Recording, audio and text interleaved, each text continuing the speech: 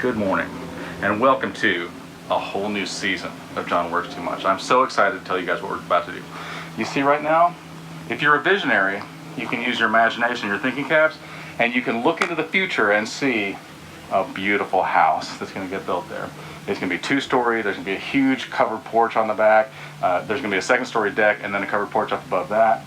A 3-car garage, a huge living room, 20-foot ceilings, big nice staircase, huge master bedroom and closet and master bathroom and everything.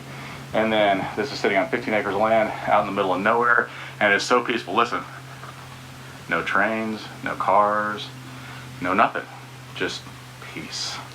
It's beautiful. So this morning we put in a temporary power pole. I had my electrician do it, and basically they're going to put a telephone pole right here where this red flag is, and then they'll hook these wires up to that, and we'll be able to plug in and not have to listen to a generator while we build this house. So my good friend Benno is going to come out here and do all the concrete work and build us a road, and then we are going to get started on framing this house. And I'm so very excited. Whoa, this traffic is getting ridiculous. Did you hear that? One truck. All right, we'll see you guys soon. Oh, hey there. I'm so excited that you guys are here. So I want to tell you, we're about to start a whole new season of John Works Too Much, and I'm so excited because we're going to build a house for Mike. Now, Mike bought some land out here in the middle of nowhere, because why? You know what? It was just time to get out of the city, come to the country. I agree, right? Anybody who's smart is doing that right now. And we're not very smart. Well, maybe sometimes you got to follow the lead of smart people, right? So what we've done so far, as you can tell, we've got some heavy equipment over here. We dug a well, we got a power pole in, temporary power pole. We got some heavy equipment out here. Benno's out here with Boom Construction, doing all the forms, and we're about to get that done. I'm so very excited about that. And then I think for next week's Thanksgiving, but I think the week after that, we're going to pour concrete and start framing this thing, which is very exciting. Now, I want to brag on you a little bit, okay? So, Mike, you were a stuntman on Hawaii Five-0 and on Magnum PI, right? For how many years? 3 years. That's a long time. That's a big deal. It was a good job. And that was just a real sacrifice having to be in Hawaii on location, right? Yeah, it was tough. The worst one was when it was Snowmageddon. Oh, yeah. And I had to leave my wife behind with 2 broken water heater things and frozen pipes and all that. And but then you had to go to Hawaii? Yeah. Such a sacrifice. Yeah. I do it for my family. I didn't understand, like, how much you had to go through to get to this point. Yeah. It's honorable. Yeah. Also, let's see what else you've done. You've done Amerigeddon, right? A film called Amerigeddon. It was kind of interesting. We did it in 2015, and it was basically where the government starts overreaching on their powers greatly and coming after the guns. And little did we know that something we were doing back then would become very relevant. So this was a prophecy. This movie was a prophecy. A bit, unfortunately. Yes. But here we are. Sadly. And here I am. Yeah, running from it all. Not running, buckling down, fighting the system. Yeah, of course, 100%. Now, and I will say this. Yeah. I lost my job on Magnum PI in Hawaii Five-0. And I don't think we can say out loud why that was, but let's just say it was for, because the government is overreaching, right? And they said, you can't be on this job unless, and you stood your ground. Sir, I applaud you for that. I think you know that I firmly stand against this. 100%. Yeah, so good for you. Yeah. Now, in the meantime, a lot of times, something that seems bad happens, and then really that's just the introduction to something better happening. 100%. 100%. And so, am I wrong? Like, we can't talk about this yet, but you told us in confidence that there's something very exciting coming up. You're going to probably be working on a new series. Well, yeah, we did a film a number of years ago. Mm-hmm. It shouldn't be too hard to figure out if you do a little research. A little bit of research.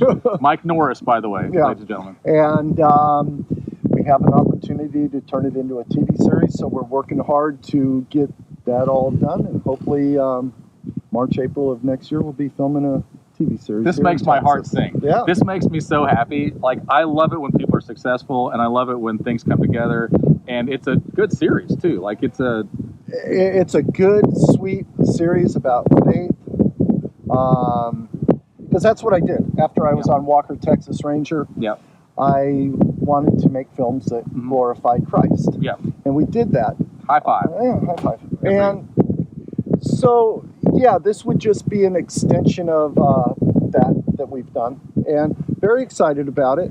Just keep praying everything goes well. It's it's a lot bigger than what I'm normally used to. So I'm very happy, very thankful. I am so happy for you. And I'm happy about this too. So I can't wait to get this thing started. And see, there's visionaries in life, right? And we look and everybody else sees a patch of dirt. And I look and I see a beautiful house, right? And I see like the things that are going to happen here and the family events that you're going to have and the relationship that you're going to have and all those things and the people in the city that you're going to get to know. I love that. Yeah. And what this is for, it's for my family. It's for my kids. It's going to be a place that we can always come to, that my kids are always here, my wife, hopefully someday grandkids. And so this is where it's all going to happen. I'm very excited. I'm very excited for John. I'm thankful for John because he's just made this whole process really amazing, easy, and just his creative genius in doing this stuff is so exciting, and I can't wait to see him.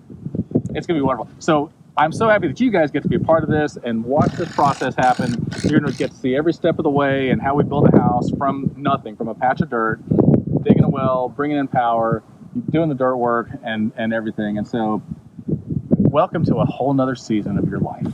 And John works way too much. I do work quite a bit. It's not a lot. All right, well, we'll see you later on. So you guys are still watching. All right, so this is Christina Garza. Now, Christina is a beautiful lady and incredibly smart, highly talented, and very successful. Tell us about yourself. I thought you were. Okay, I will. So let me tell you about Christina. She's an actress. You've done all kinds of acting, right? Modeling, hand models. Let's see those beautiful hands. Right. Oh, that is, and she knows, like, you got to hold them up, right? Like, Right. I wouldn't have done it like this. That's a little bit loud for a minute, don't worry. So we're setting forms over here. Benno's doing forms. He's amazing at this stuff. And this is kind of the overall footprint. You can see where the yellow springs are. That's the overall footprint of the house. Obviously, it's not going to be a perfect rectangle. It's going to be, you know, a shape that's interesting to look at and functional. Oh, I can hear her now. Anyway, Christina's amazing, and she's going to be helping us with this project. And we're going to see the building of this house through the eyes of somebody who has less experience than I do. Okay, but slightly less. It's barely less. So, have you learned anything today? I have the importance of making sure the shape of the ground, right? Yep. Make sure that's even, or else everything else when you're building a house is not going to be right. So everything has to be square. Square. That's the word. Yeah. Yes. It matters. Level and square matter. Mm-hmm. Okay, so I do want to tell you guys another story that is completely unrelated. Sometimes in life, you're thinking to yourself, I'm going to go and do this thing. Everybody's making money here. But then life takes you on a detour. And you're like, aw, shucks. But then it turns out that aw, shucks was a great moment for you. Let me tell you an example.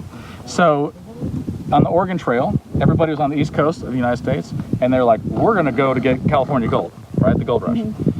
So they would take their everything on the covered wagon and they would go. And there was a point on this road, and I went there, where everybody's cattle died. It just happened, okay? And so this guy was like, you know, it's getting close to winter. I'm just gonna build a little cabin here. I'm gonna hang out for the winter. So he does. Well, then his cows, which are super skinny and about to die because they're starving to death, and he's beating them like a rented mule, they get fat and healthy. Well, somebody else comes along, and he's like, your cows look like they're about to die. I'll tell you what, I'll trade you 2 of your bad cows for 1 of my healthy cows. And they're like, brother, that's a good deal. So he's like, okay, and he just leaves them out to pasture and goes on about his day. Hunts some rabbits or whatever in the world they did. Time passes, somebody else comes along. These cows are now healthy and fat.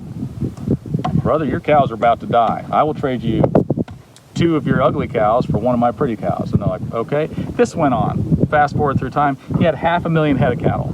So he was going to, and he missed out, right? He didn't get to go to California to get the gold.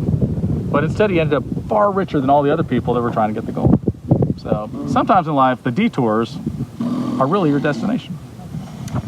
This is not a detour. We planned this. All right, see you guys later. Oh, hey there. What are you guys doing? No answer.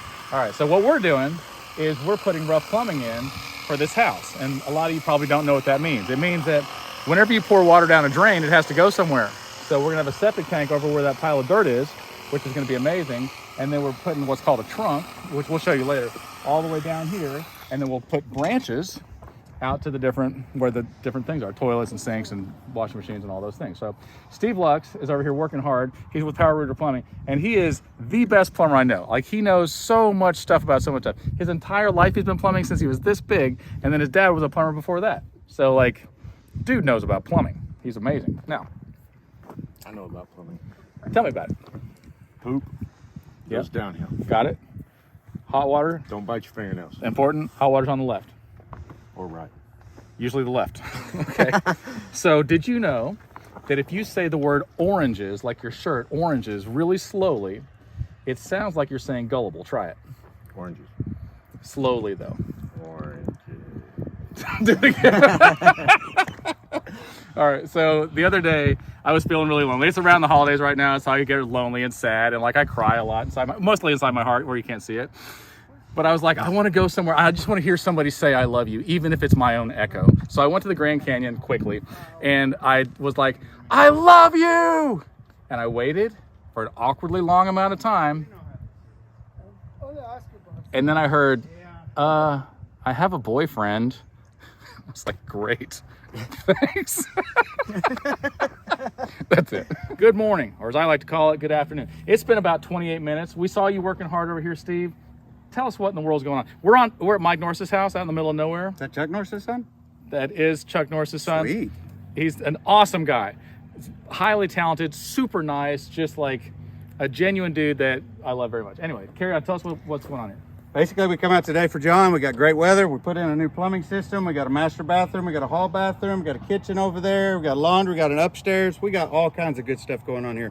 The drain system, it's got good fall. We're going to go out to the side here. The septic system will be put in later. We got a 1-inch pipe going over to our well that's already been dug and installed. Yeah. And then we're going to just rock and roll with this thing. John will probably need about, I don't know, 15, 20 minutes. It usually takes him to pour slab, and then we should have Roughly. it framed before Thanksgiving. Oh yeah. Yeah, Easy. maybe? Oh, Okay. easy. Yeah. But basic rough end. So we did a good job. You happy? I'm very. All right. So I got him what he wants. That's my turn, buddy. I'm not gay. You gonna pay me? Oh, pay me. Oh. Give me some money. No, you know Where's what? the I money? actually, Come on, I think where's the no. money? I think I left it over Where's the this money? way. No. Hey, I'm not playing. Oh yeah, no. Where's my money? Oh, you mother. Oh. I'm gonna go get my money. Hey guys, I hope that this is a valuable lesson for you in accountability. Now, personal accountability. Steve confronted me and said, you need to pay me for the job I did. And I was like, no. And then, That's why you should never lie. never lie. Continue. You should pay your bills is what you should do, because sometimes there's consequences. And those consequences are, and You could die. you could, because Why? he shot, I think he emptied his clip. Now, Steve is an amazing shot. And on purpose, I think he knew that I really was going to pay him, but he definitely got his point across. And so I'm alive. Thank God. I drew a little bit of blood, but not much. It just was the bullet. He's so good a shot. He's just like grazed across. I'm like, okay, I've got money right here. I'm so sorry. And I just started like, here you go. Just take it all.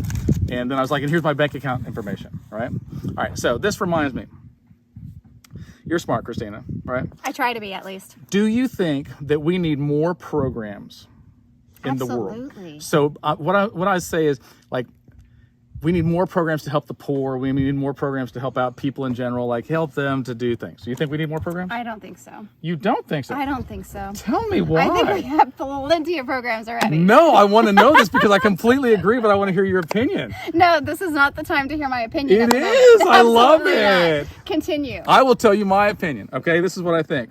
I see so many people all over the years, and they're like, I want to go make a bunch of money so I can start a program so other people can be nice to other people. That's really what they're saying. And I'm like, why don't you be nice to other people? It's true. And they're like, because I'm going to be too busy. And I want you to be nice to other people. Here's some of my money. Because I have a lot of money, I'm going to give you a little bit of my money. You go do it, I'll feel good about myself. That is lazy, okay? And what that breeds is a bunch of lazy people that are like, I'm going to give money, but then they give less and less and less and less, and these programs don't actually work, okay? Here's my suggestion. If there is a need, first of all, you need to suck it up, okay? That's the very first, like, if I need to go get groceries, I can't be like, I hope somebody gets me groceries. I'm a grown man. I need to go and work and make my own money and go get my own groceries. Now, if for some reason I can't, and I understand that there are people that cannot go do their basic tasks, right? And I feel bad about that. Hear me out. I'm not trying to sound like a douche here. The next people that should help is your family. If your family can't help for whatever reason, maybe you don't have it, maybe everybody in your family died, your friends should help you. If they can't help because for whatever reason you have no friends, your church should help. If for some reason you're like, I refuse to go to church because I hate God and I hate myself and I don't know why my life is so miserable, then charities are there to help you. The very last people in the world to help should be the government, because they screw up freaking everything they touch. This is a political video? It is. What did I get myself into? You agreed with me. You just don't know what side I'm on, so continue. Fair enough. Yes. She agrees with me. Maybe not. Maybe not, but Maybe she does. not. She does know. It's very important, I think. Too many people are like, there should be a law against this. There should be a program for this. And every time somebody says there should be a law against this, I'm like, stop talking. Because here's what happens. Then somebody gets shot for jaywalking because some cop that's overzealous is like, you didn't do what I said, bang, bang, bang. And I've seen it. I was in Vegas years ago, and some guy backed up, and this cop, full crowd, I mean, thousands of people within, I was in view, right? Empties his clip, bang, bang, bang, bang, bang, bang, over almost nothing. They caught the guy a mile down the road. I'm like, did you really have to shoot into a crowd for that? And the truth is that every time they say, oh, there should be a law against this, then we got yet another law. So many laws that we can't keep up with it. Lawmakers can't keep up with it. And what I'm saying is this: less laws, less government, more personal accountability. It's important. Check your heart. That's where it starts. That's where it starts. You need to be like, I see somebody that has a need, rather than me going, there ought to be a program for this. I'm going to go start that and leave you there destitute. It's true. I need to be like, what can I do since I've seen you in need? What can I do to help? Right? And that's what I'm saying. What I'm not saying is we shouldn't help people. What I am saying is we should help people, not somebody else, us. When we see a need, we should fill that need ourselves. So don't misquote me. I know you're going to hate me, probably going to get shot at again or whatever in the world, but we're so happy that we got plumbing done. This was an exciting day. This was my first time seeing plumbing in the ground, so that was pretty awesome. And Steve Luck is amazing, right? Yeah, he was pretty awesson. If you need plumbing done, that dude knows more about plumbing than anybody I know. Agreed. And he's a great shot. I mean, just like barely, just enough to be like, hey, pay your bills. How are you doing, Mike? Hey, John. So what is this? Is this a can of beans? This is Frijoles. I was close. My question, Yes. what do you think fried beans taste like? I'm not sure. We might have been doing too much work this whole time with refrying them, True. right? So today, we have set forms. You can see there's black plastic. That's a vapor barrier, so that keeps moisture from coming up through your concrete. Hopefully it won't happen. We got our plumbing sticking up everywhere. And these right here are baskets, right? So this is 4 pieces of 1/2-inch steel or 5/8 steel. And then it's got the straps on it, and they tie that off. And then everywhere there's a beam, there's a trench, then we put those in there. And then we're gonna do an 18-inch by 18-inch grid of 3/8 rebar. It's right over here, you can see it. That stuff. We'll put that across the grid, and then we'll pour concrete on Thursday. So we're so very excited. And if you look over that way, you can see that we've got a large amount of lumber. And we're gonna take that, and using nothing but the power of our hands and our minds, our tape measures and saws and nail guns and things, make a house. Are you so excited? Just like that? Joe, I mean, yeah. It seems so much harder on paper.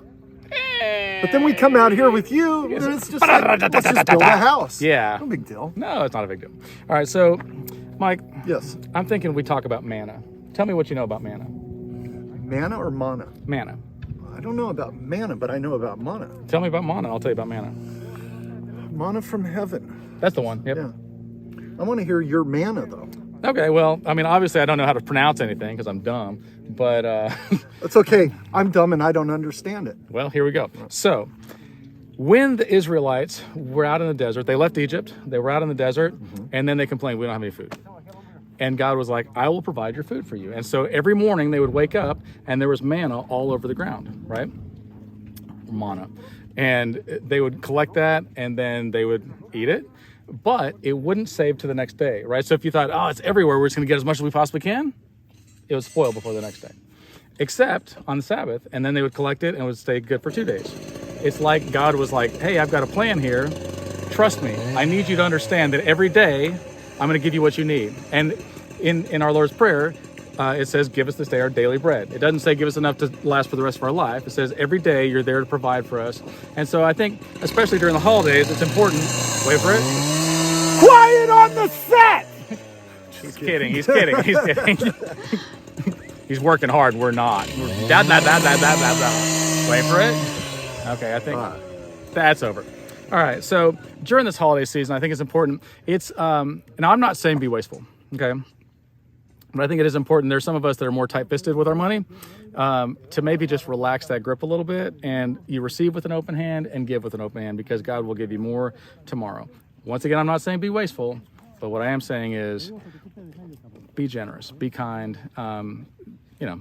I like it. Yeah. Very nice. Now tell me your version. Boy, I like yours. All right. We're going to leave it there. This video could go on for hours. Yeah, maybe months. The house will be done. We're like blah blah blah blah blah blah. Everybody's just, you watch it raising up. All right, so But I got to tell you, yeah, this is really just the most exciting thing I've ever seen. The whole process of what John and everybody's doing. Very, very thankful and really proud that they're all doing this. So, you, sir, are a pleasure. Or a pressure. Nope, you're a delight. Every time I hear your voice, I'm just like, I'm so happy to hear from you. It's a true story. Oh Brag my God. brag about you, all my friends. Change now. Nope. No changes. Nope. Nope. Love it. All right, see you guys tomorrow. So, as you can clearly tell, we have, what are these called? Baskets. Baskets. And they're baskets of what? Bread? You know, some would think it's bread, but others would call it wire, maybe. I would not eat this bread. It's not delicious. What is this for, Christina? You're smart. You know, since I'm the pro here, you know, I've been doing this for so many years. Yeah. The baskets are what we put in the ditches. In the ditches, right? Yes. Yeah, in the trenches, yeah. Yes, the trenches, so that the foundation is firm. It's strong. Yes. Do you think it's important to have a strong foundation? I think it's definitely important. I'm talking about in your house and in your life. Which is more important? I think they both are. I think Because you're if right. you don't have a strong foundation in your house, then you're not living. You might just You'd like, be be sleeping one day and your house like breaks on you. Yeah, it's You know? not good. That's not good. But what if you don't have a strong foundation in your life? You know, you're gonna crash. That's a good point too. So I feel like Jesus talked about this. He said, the wise man built his house upon the rock, and the foolish man built his house on the sand, right? But when he does that equation, people just leave it at that, and they forget that what he's actually saying is, he who hears these words of mine and puts them into practice, let's just review that, and puts them into practice, is like a wise man who built his house on a rock. You got a firm foundation, and once you put his words into practice, literally everything else after that is simple. You're just putting pieces in place, right? But if you don't get that one part right, I feel like the rest of it's not gonna be right. Because he who hears these words of mine, and plenty of people hear the words and do not put them into practice, is like a foolish man who builds his house on the sand, and when calamity comes, and it will come, the house crashes. You don't want that. You're better than that. Yeah. Practice is the key word, because if you do not incorporate what you're learning in the Bible or from church, you're not going to have any changes in your life. Right. So that's where the breakthrough comes in.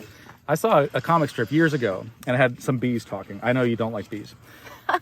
But one bee said, I memorize 1 Bible verse a day. Another one goes, well, I memorize 2 Bible verses a day. Another one goes, well, I memorize 10 Bible verses a day. And another one just looks at him and goes, I do what it says. Ooh, it stings a little. It stings a little. Hey there. So this morning, we're out here at Mike Norris's place, and we are pouring concrete. So we've got a lot of concrete being poured and a lot of people. It takes an army to brainwash a child. It also takes an army, is that what it is? A village? It takes a village to brainwash a child. It takes a village to build a house. So we got a bunch of guys here, a bunch of concrete trucks here. Benno's over there, he's amazing. Got Mike Norris over there, he's amazing. Love him, love him, love him. Christina's helping, doing camera work, she's amazing. And then here's me.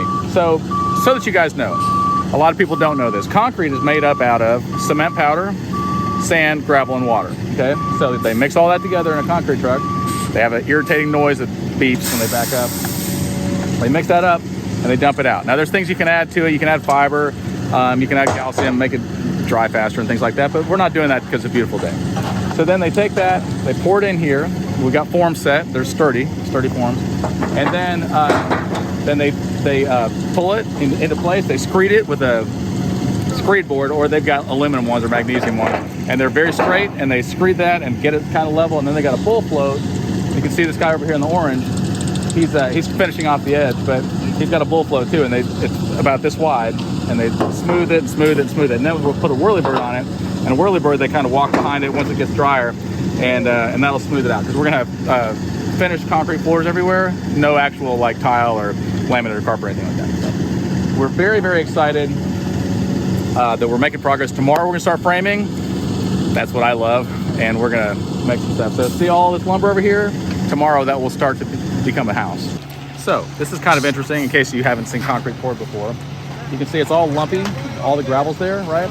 But then they're pulling it with these things. They're kind of like rakes, but they're not rakes. They've just got a solid thing, right? So they pull that, they got to fill in all the spots, and then this is, it's not a board, it's either aluminum or magnesium. It's called a screed board, right? And so what they do, they take that and they pull across and they get it all level, right? So you can see if there's a low spot, like over here, then they fill it in. If there's a high spot, they kind of get that out of the way. And then watch what happens. See how they pull it? Just got to make sure that it's good. There's no low spots. Right?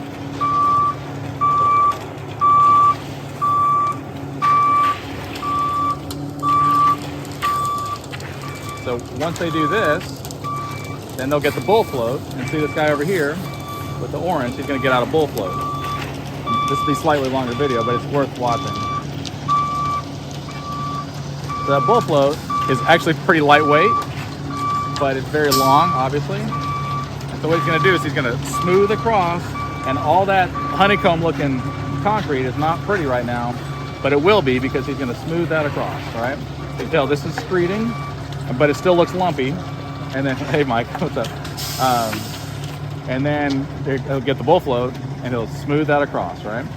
And then they'll finish it. So what happens too is there's a bunch of rocks at the top, and if you hit that, then it makes the water rise up to the top, and then you can get a smoother finish. So over here, you can't really see it, but over here, that blue thing is it's a vibrator. And so along the edges, they put this vibrator in, and it vibrates all those lumpy looking, garbagey looking things out, so you don't get honeycombing on the side, and then it looks like a finished edge. So they got a vibrator over here. This is a screed board. These guys are working hard to make sure that they're full up, and then he's about to get the full flow. And he starts smoothing that out.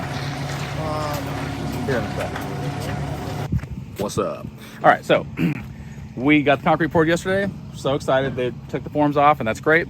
Now we're gonna start framing. So right now you see just, oh, that's not so big, but here in a minute it's gonna be like, that's got really big. So a couple things that I think are noteworthy. Whenever you're framing up a wall, right, down here, if there's a doorway, we come in 3 inches, and that allows for 2 studs to be here. And then when you put the door in, then you've got enough room for trim, okay? And then whatever the door width is, so this is a 24-inch door, we take that and add 2 inches, and that allows for your door frame and everything, okay? So that's always interesting. And you want to open the door to the biggest part of the room so that you come in and you're at the biggest part of the room. Now I want to tell you a wonderful story. I had an ex-girlfriend, and she was musing. She said, I wonder what our bodies are going to look like when we get to heaven, and they're perfect. She goes, mine won't change much, but I'll barely recognize you. I'm like, thanks, jerk. That's all I got. All right, we're going to start framing.